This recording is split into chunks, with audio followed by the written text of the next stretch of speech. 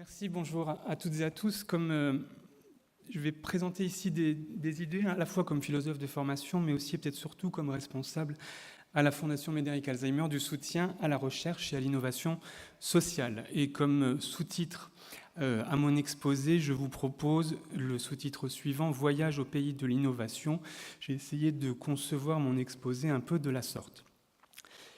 Voyage au pays de l'innovation, ça crée un horizon d'attente chez vous et vous vous imaginez, vous attendriez plutôt que je vous emmène du côté de Silicon Valley en Californie, voir des industries de pointe, peut-être plus près au cluster de Paris-Saclay ou encore à Station F qui a été présenté comme le, je cite, plus grand incubateur de start-up du monde, 34 000 m² dans la halle Fraissinet entre la grande bibliothèque et la salle pétrière, dédié à l'innovation, inauguré en juin 2017. Vous vous attendriez à ce que je vous emmène rencontrer des ingénieurs, des spécialistes d'Internet, des nouvelles technologies, de l'intelligence artificielle, du big data, ou les 10 Français de moins de 35 ans les plus innovants, selon le MIT et les Échos. Merci beaucoup.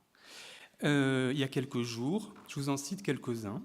Morgane Barthaud, diplômée de Polytechnique, qui a inventé Météo Swift, un outil de prévision de la production éolienne. Clémence Franc, qui a développé des tests qui permettent d'identifier les patients qui risquent de développer des effets secondaires lourds s'ils subissent un traitement de radiothérapie.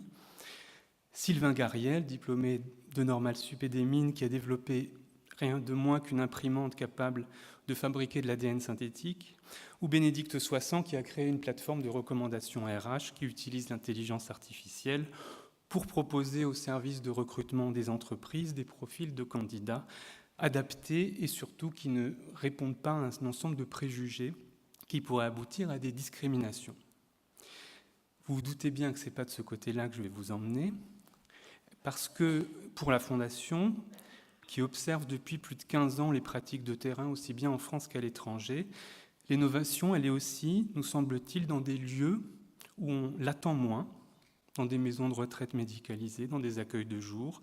Elle est aussi le fait d'acteurs auxquels on ne penserait pas spontanément, des professionnels du secteur sanitaire ou médico-social, des familles, des associations, des personnes malades, qui d'ailleurs, et ça c'est important me semble-t-il, qui ne se conçoivent pas eux-mêmes nécessairement comme des acteurs de l'innovation.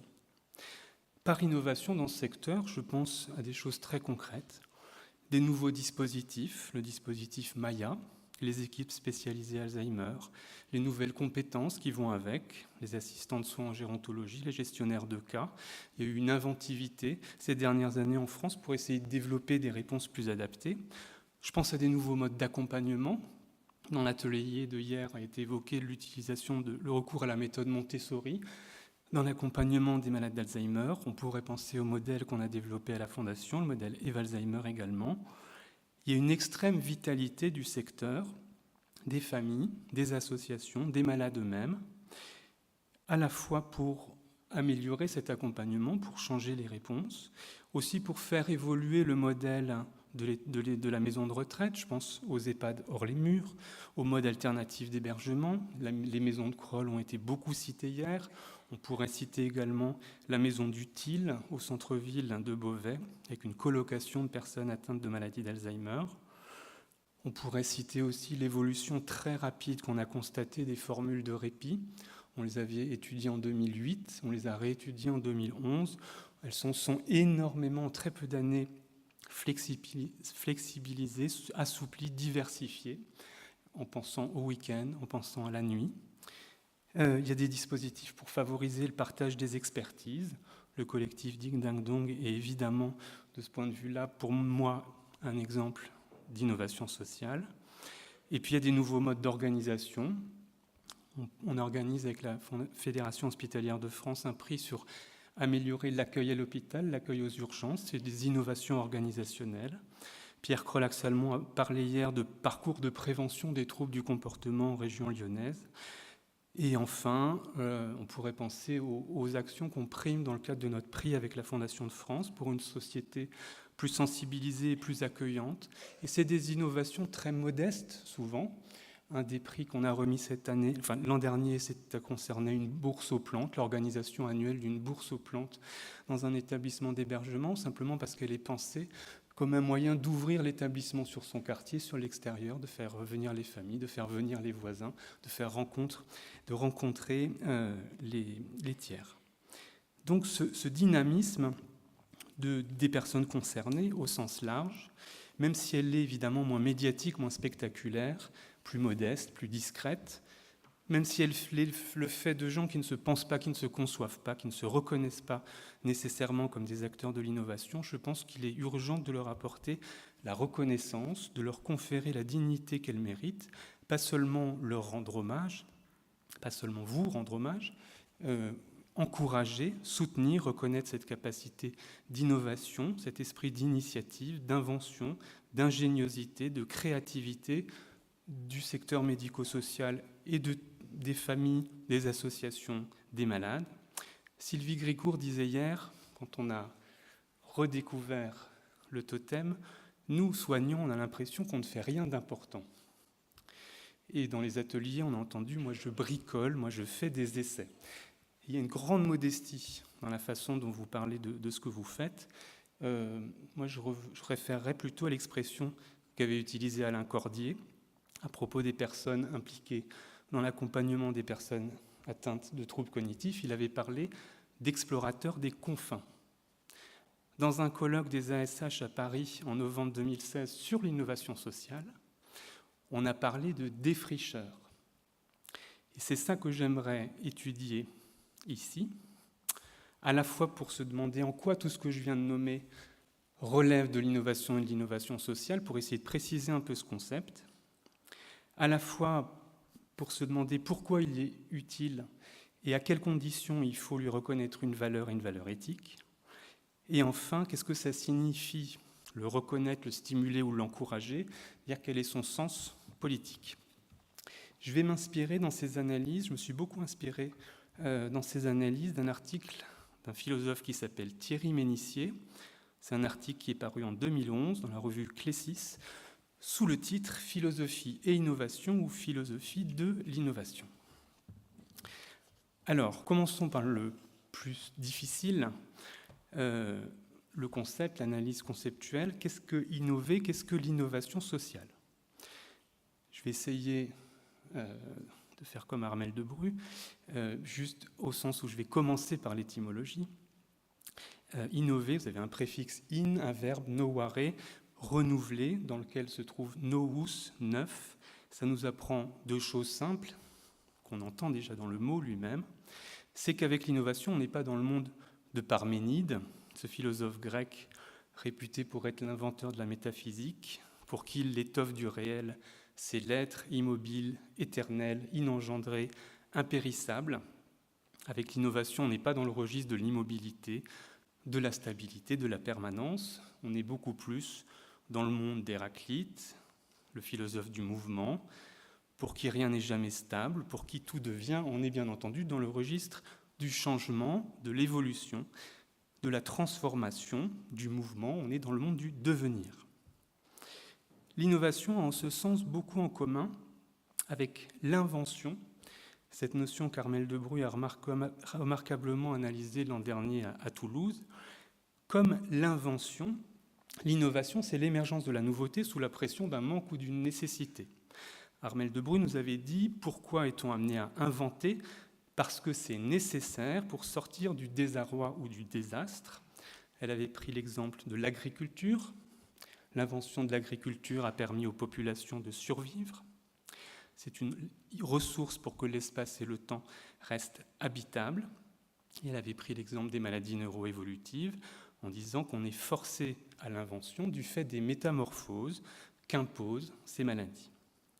Donc, de la même façon, l'innovation sociale, c'est une réponse nouvelle à une situation sociale jugée insatisfaisante. Pour moi, il y a malgré tout 4 particularités de l'innovation par rapport à l'invention. D'abord, une invention n'est pas nécessairement innovante. Une innovation, c'est ce qui se produit quand une invention modifie assez sensiblement les manières de faire, les manières d'agir, les manières de penser, à partir d'un besoin qui n'a pas nécessairement totalement été identifié comme tel. Je vais citer ici Thierry Ménissier. L'invention innovante répond à un besoin qui ne se trouve pas encore conscient dans la société. On pourrait dire qu'elle réorganise la société en fonction d'un besoin virtuel de cette dernière. Cas d'école, la machine à vapeur répondait aux attentes existantes en Europe au début de la société industrielle, bien au-delà de ce que le plus imaginatif des industriels ou le plus radical des penseurs sociaux pouvait entrevoir. Autre exemple, je cite toujours l'initié, la réussite quasiment foudroyante d'Internet, en quelques dizaines d'années, une série d'innovations dans le domaine informatique a bouleversé l'économie, les relations sociales, le rapport individuel et collectif à l'information, et peut-être même l'idée que l'humanité se fait d'elle-même, subitement rassemblée autour d'un même vecteur de communication. Donc l'innovation, ou l'invention innovante, elle réorganise la société, elle modifie les usages individuels et collectifs. Deuxième différence entre une innovation et une invention, c'est les acteurs. Armelle de Brue l'avait souligné l'an dernier, l'invention, elle est davantage le fait d'un seul que de plusieurs, parce qu'elle est basée sur la création, l'imagination, voire la transgression. Elle est souvent le fait d'un seul. Vous pouvez penser à Louis Braille, l'inventeur de l'alphabet pour les malvoyants, à Thomas Edison, l'inventeur du phonographe, à Samuel Colt, l'inventeur du revolver. Alors vous me direz, ou à Léonard de Vinci. Les mauvais esprits dans la salle me diront, oui, mais il y a eu les frères Lumière pour le cinématographe ou les frères Montgolfier pour les engins volants. Pour autant, je crois que l'innovation, elle n'est pas simplement le fait de plusieurs au sens de plusieurs personnes, elle est le fait d'une pluralité, d'un collectif, de gens qui ne sont pas identiques les uns aux autres. Les collectifs innovants, ils sont régis par une logique de pluralité.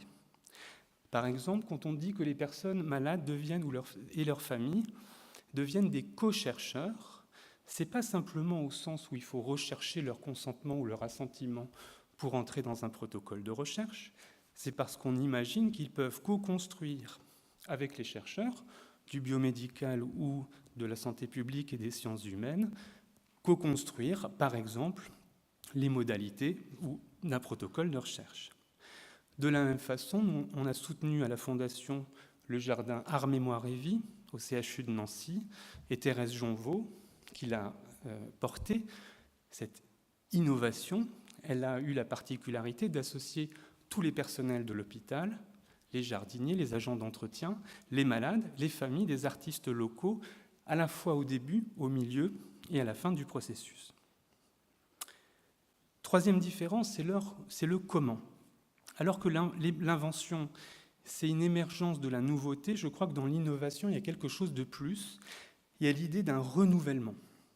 Pour le malade, innover, c'est s'inventer, c'est se renouveler. Donc c'est moins une invention qu'une réinvention de soi. Ça nécessite un travail sur soi. Pas seulement de la créativité, de l'imagination, ça nécessite aussi de modifier sa routine. Dans l'idée d'innovation, il y a l'idée qu'on lutte contre soi-même, contre ses habitudes, contre ses routines, qu'on accepte de se remettre en cause, de porter un regard critique sur ce que l'on fait, de se décentrer. Donc l'innovation va à l'encontre des manières habituelles de faire, de ces manières habituelles de faire. En 2011, à Aix, lors de la première université d'été, Blandine Prévost, atteinte pendant la trentaine d'une maladie neuroévolutive, avait dit la chose suivante, je la cite, « Vivre avec cette maladie est un triple combat. Avant tout, ne pas perdre mes capacités, me battre pour les garder le plus longtemps possible. Ensuite, accepter, car si je n'accepte pas la perte de ces capacités, alors je n'ai plus qu'à sombrer, m'accepter tel que je suis, ou plutôt tel que je ne suis plus et ne serai plus. Le troisième combat, et c'est cette dernière partie de la citation qui m'intéresse tout particulièrement, le troisième combat, disait Blandine Prévost, est de m'inventer des solutions, m'inventer un avenir, trouver des solutions de remplacement, me battre pour trouver des solutions innovantes, différentes pour l'avenir, pour que notre relation, elle parle de la relation à son mari et à ses enfants notamment, perdure, pour qu'elle reste belle, pour qu'elle soit apaisée. Dernière particularité de l'innovation, me semble-t-il, par rapport à l'invention, c'est qu'elle est d'une façon ou d'une autre articulée à quelque chose comme de la recherche. D'une certaine façon, il n'y a pas de véritable innovation sans recherche ou sans esprit de recherche. D'une manière très intéressante, on constate que dans le secteur social et médico-social, de plus en plus de projets innovants sont associés à une dimension de recherche. Quand on a organisé au mois de mars de cette année à la Maison de la Chimie, avec le soutien de la Fondation de France, le parrainage du PMND et en partenariat avec les Raymonde, quand on a organisé ces assises de la recherche et de l'innovation sociale, on a organisé en amont une large consultation à laquelle plus de 1000 personnes ont répondu. Et un des résultats forts de cette consultation, c'est de la part des professionnels, on a du mal à évaluer l'impact des actions qu'on met en œuvre pour essayer d'améliorer l'accompagnement des personnes malades et de leurs aidants. Et surtout, les réponses que nous essayons d'inventer ne sont pas assez étudiées par les chercheurs académiques. On voudrait que les chercheurs académiques viennent davantage chez nous. Quand je dis qu'il n'y a pas d'innovation sans recherche, je ne dis pas que l'innovation portée par les acteurs de terrain devrait être guidée par les chercheurs académiques qui auraient la lumière ou le savoir. Ce n'est pas du tout en ce sens-là. C'est en ce sens d'une recherche qui est menée par les uns avec les autres. Quand ils disent on aimerait qu'ils viennent, c'est-à-dire qu'ils veulent des outils conceptuels, théoriques, méthodologiques. Pour quoi ? Souvent ils disent pour évaluer, souvent aussi pour objectiver, pour mieux comprendre ce que l'on fait, pour mieux l'appréhender. Et ça me semble un caractère vraiment important qui distingue fortement l'innovation sociale de l'invention qui serait moins caractérisée. Si on la définit comme ça, vous voyez que le champ de choses qu'on peut mettre sous cette notion devient très large. Et il y a un certain nombre d'innovations juridiques, conceptuelles, qu'on pourrait aussi mettre là-dessus. Pour moi, le mandat de protection future, c'est une innovation sociale. Le fait que la personne de confiance puisse désormais exister dans le secteur médico-social, c'est une innovation. L'esprit de la loi d'adaptation de la société au vieillissement, c'est une innovation. Parce qu'on sous-entend que c'est la société qui doit s'adapter aux personnes qui avancent en âge et non pas aux personnes âgées de s'adapter à la société. Et je pense qu'il y a un certain nombre d'inventions conceptuelles qui relèvent aussi de cette innovation sociale, parce qu'elles produisent à la longue des effets, que ce soit une distinction qu'Emmanuel a beaucoup portée entre consentement et assentiment, que ce soit l'éthique de la reconnaissance dont nous a parlé Paul Louillère, ou de ce modèle du handicap cognitif évolutif que j'essaye de porter moi-même. Alors si je compte bien, il me reste 12 minutes, donc je vais aller plus vite sur les deux points, sur la question de la valeur éthique et du sens politique. D'un point de vue éthique, il y a évidemment deux travers ou deux risques possibles dans cette notion d'innovation sociale. La première, c'est qu'il ne faut surtout pas, en disant qu'il faut la soutenir, l'encourager, la promouvoir, la valoriser, ça ne doit surtout pas conduire à disqualifier, à minimiser, à relativiser, à discréditer des postures plus classiques, plus intemporelles, d'attention inconditionnelle à autrui, de résistance contre toutes les formes d'exclusion, de négligence ou d'abandon. Autrement dit, quand on fait l'apologie de l'innovation, ou quand on s'y intéresse et qu'on essaye de la soutenir, il ne faut pas oublier qu'il y a aussi d'autres pratiques et d'autres valeurs. Jacques Frémontier a cité hier le documentaire de Valeria Bruni-Tedeschi, une jeune fille de 90 ans, où Blanche, une dame de 92 ans, rencontre un chorégraphe, Thierry Thueniang. Il va de soi qu'on aurait du mal à caractériser ça sous le champ de l'innovation sociale, où on voit que même si c'est une notion très englobante, tout n'est pas dans tout. Et le prestige actuel de l'innovation ne doit pas avoir pour effet d'invisibiliser la rencontre, la présence, le travail, l'attention, le regard, la sollicitude qu'on peut avoir les uns vis-à-vis des autres, et en particulier que les professionnels et les familles peuvent avoir vis-à-vis des personnes en difficulté cognitive. Deuxièmement, il faut prendre garde à ne pas confondre promotion de l'innovation et apologie naïve du changement, le changement pour la nouveauté, la nouveauté pour la nouveauté, ou confondre cette promotion de l'innovation avec l'injonction permanente à avoir des pratiques plus efficientes, à ce qu'on a évoqué hier comme l'intensification des cadences, comme un appel aux normes d'efficacité et d'efficience, à ce que Pierre Crolac-Salmon a appelé hier, je le cite, la nouvelle donne comptable qui est actuellement à l'œuvre et vis-à-vis de laquelle il nous a invités à la plus grande vigilance. Je crois que dans l'idée d'innovation, il y a l'idée d'efficacité et d'efficience, c'est sûr, mais ce n'est pas une efficacité ou une efficience gestionnaire, comptable ou purement économique. L'innovation, ensuite, elle n'est pas vertueuse en tant que telle. Elle n'est pas, je viens de le dire, qu'un accroissement de l'efficacité ou de l'efficience. Ce n'est pas simplement de l'ingéniosité pour que le Lego social fonctionne mieux. Elle n'a pas simplement une valeur fonctionnelle. Ce n'est pas simplement résoudre des problèmes sociaux. Dans un contexte de ralentissement de la croissance et de contraintes budgétaires, ça implique une évaluation axiologique. L'innovation, elle relève, bien entendu, d'un questionnement éthique. Est-ce que cette chose-là qui se présente comme une innovation en est réellement une ? Est-ce qu'elle asservit ou est-ce qu'elle libère ? Est-ce qu'elle accroît ou est-ce qu'elle réduit notre capacité de réflexion et d'action ? Pour parler en termes spinozistes, est-ce qu'elle provoque de la joie ou de la tristesse ? Est-ce qu'elle accroît ou est-ce qu'elle diminue le pouvoir d'agir, le pouvoir d'affecter, le pouvoir d'être affecté ? Est-ce que cette chose qui se présente comme une innovation a pour effet que les personnes malades sont davantage reconnues dans leur humanité et leur inaliénable dignité ? Donc, je crois qu'il n'y a pas de véritable innovation sociale sans solidarité, que ce soit par rapport aux générations actuelles ou aux générations futures. Et cette vigilance, le fait qu'on ait intégré qu'il faille une vigilance éthique ou morale par rapport à ce qui se présente comme une innovation, c'est le signe, je crois, que nous ne sommes plus à l'époque de la modernité. Nous ne sommes plus à l'époque de ce qui a fait que la modernité était la modernité, c'est-à-dire du XVIe siècle jusqu'au seuil de l'époque contemporaine, jusqu'au début du XXe. Le modernisme comme constant arrachement à la tradition, comme défi sans cesse lancé au classique, comme transgression par rapport à tout ce qui était identifié comme une forme de conservatisme.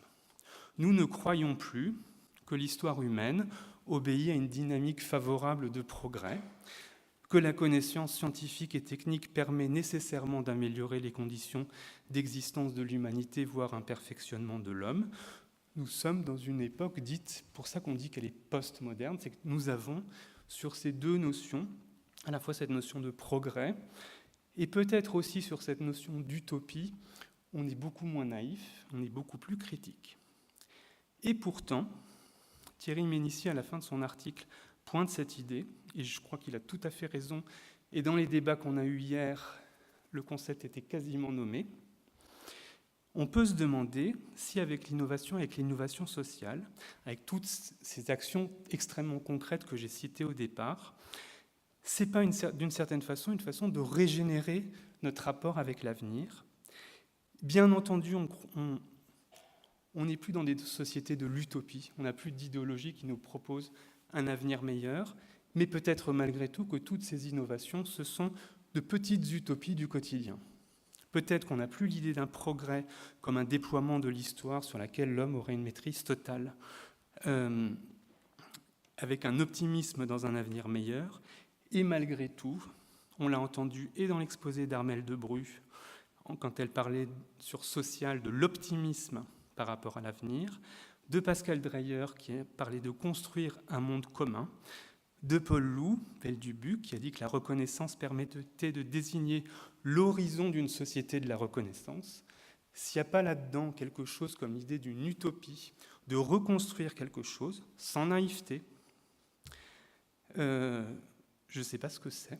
Et je reconnais bien dans les propos de Birgitta Martensen qui disait « améliorer la vie au quotidien », améliorer la vie avec la maladie au quotidien, c'est une utopie, c'est une volonté de progrès, c'est quelque chose qu'on peut vouloir collectivement.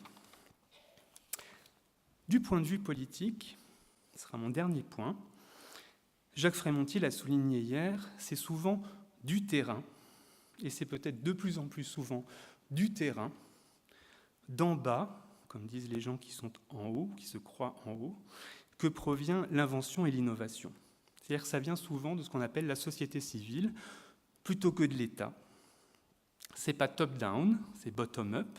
Donc même s'il y a des innovations qui viennent, qui existent, qui se déploient grâce à la puissance publique, et je pense qu'il ne faut pas le nier quand j'ai parlé des Maya, des ESA, et tous les acronymes, mais aussi tous les dispositifs qu'on a créés, notamment dans le cadre du 3e plan, et qui continuent de se déployer grâce au plan PMND, il y a bien un soutien public et politique à cette innovation. Jean-Louis Laville, qui est titulaire de la chaire d'économie solidaire au CNAM, au Conservatoire national des arts et métiers, dit un peu la même chose. Il dit qu'une des sources de l'innovation sociale, c'est le fait que, dans un contexte d'essoufflement des mouvements sociaux au cours des années 70, il y a, à travers cette innovation sociale, la manifestation d'un désir de la société civile de construire de nouvelles réponses en complément de l'État social. Il parle d'une alliance de l'économique et du social, d'une mobilisation du tissu associatif, des entreprises, des citoyens. Ça a pour corollaire que ces actions innovantes, elles sont très souvent territorialisées. Un de leurs piliers, c'est une dynamique territoriale. Les acteurs de cette dynamique innovante, ils sont souvent au niveau local. Et de ce point de vue, je trouve tout à fait remarquable toutes les initiatives dont vous avez parlé dans la table ronde qui précédait, qu'on recense beaucoup dans la revue de presse de la Fondation.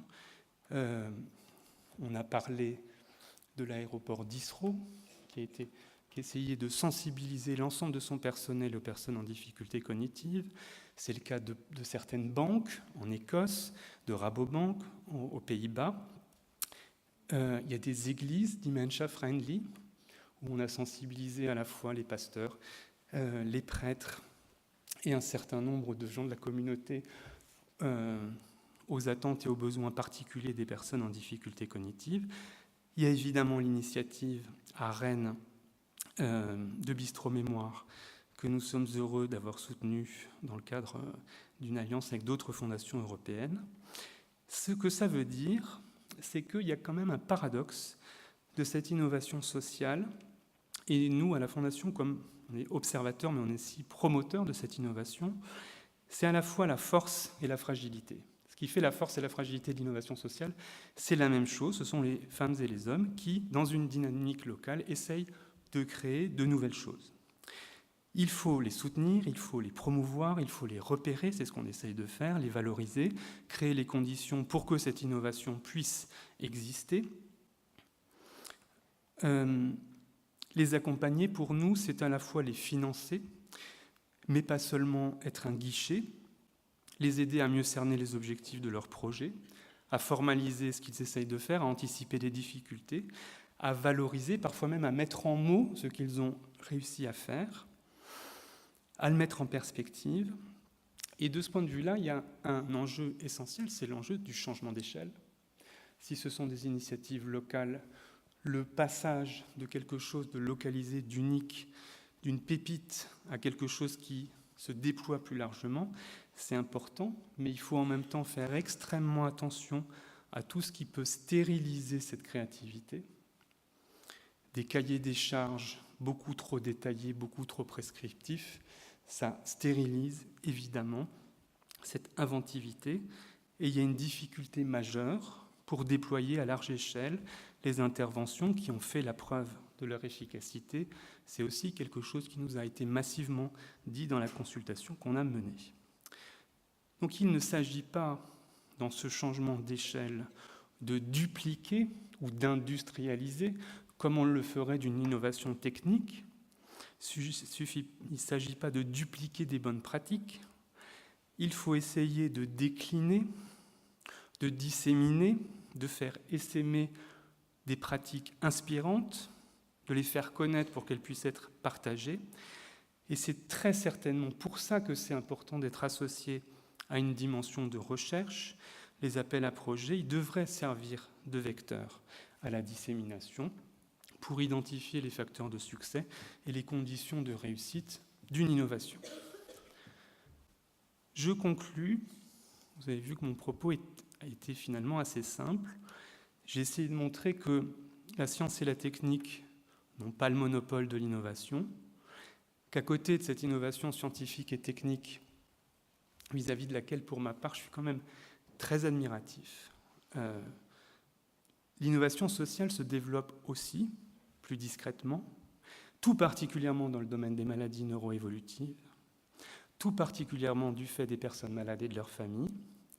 C'est parfois des innovations quasiment révolutionnaires.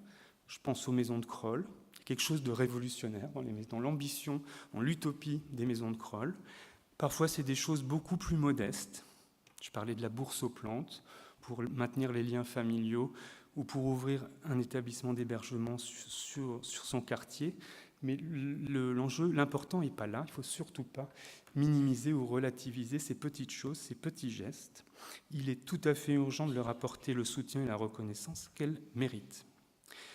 Mais s'il faut le faire, c'est parce qu'au-delà de cette inventivité, de cette ingéniosité, de cette créativité, il y a quelque chose comme une mobilisation, une solidarité au nom de valeurs partagées, qui sont des valeurs civiles ou des valeurs politiques. Donc, l'innovation véritable, elle a une ambition politique qui est de continuer à faire société. C'est pour ça qu'elle est liée, même si c'est de manière critique et non naïve, à ces idées de progrès et d'utopie.